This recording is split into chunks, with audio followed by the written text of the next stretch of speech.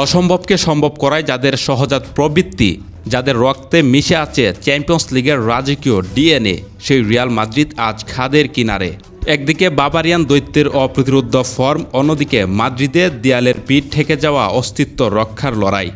আজ রাতে মিউনিকের এলিয়াঞ্জ অ্যারেনায় দেখা যাবে কিলিয়ান এমবাপ্পে ভিনিসিয়াসদের মহাকাব্যিক প্রত্যাবর্তন, নাকি ভিন্টেজ কোম্পানির বায়ার্ন মিউনিক তাদের সেমিফাইনালের টিকিট নিশ্চিত করে রিয়ালকে ডুবাবে টানা দ্বিতীয় শিরোপাহীন মৌসুমের হতাশায়।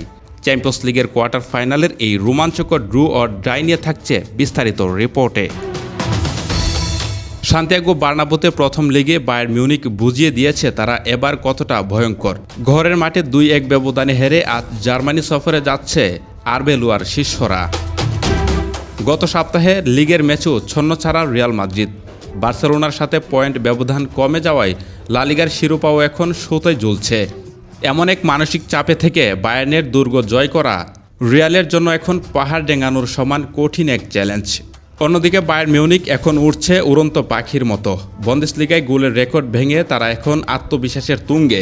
হ্যারি কেইন এবং লুইস দিয়াসরা যখন আক্রমণের ধার বাড়াচ্ছেন, ঠিক তখনই রিয়ালের পথে বাধা হয়ে দাঁড়িয়েছেন 40 বছর বয়সী কিংবদন্তি ম্যানুয়েল নেওয়ার। প্রথম লেগে এমবাপ্পে ও ভিনিসিয়াসকে যেভাবে হতাশ করেছেন, আজ নিজের ঘরের মাঠে তিনি আরও ভয়ঙ্কর হয়ে উঠবেন তা বলাই বাহুল্য। পরিসংখ্যান বলছে বায়ার্ন প্রথম লিগে প্রতিপক্ষের মাঠে জিতলে পরবর্তী রাউন্ডে যাওয়ার হার 97% থাকে। তবে রিয়াল মাদ্রিদ মানেই মিরাকল। ইতিহাস বলে ইউরোপীয় শ্রেষ্ঠত্বের এই মঞ্চে রিয়াল কখনোই শেষ বাঁশি বাজার আগে হার মানে না।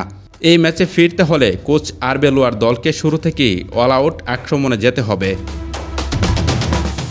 মাঝমাঠের দখল নিয়ে কিলিয়ান এমবাপ্পের গতি আর ভিনিসিয়াসের ড্রিবলিং কাজে লাগিয়ে দ্রুত গোল আদায় করতে না পারলে বায়ার্নের হাই প্রেসিং ফুটবলের সামনে পিস্ট হতে হবে স্প্যানিশ জায়ান্টদের।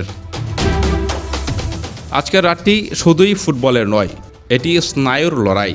বায়ার্নের দাপট নাকি রিয়ালের ঐতিহ্য, শেষ হাসি কে হাসবে? হ্যারি কেইনের গোল উৎসব নাকি এমবাপ্পের জাদুকরি কামব্যাক? এলিয়াঞ্জ অ্যারেনায় দেখা যাবে আজ রাত 1টায়।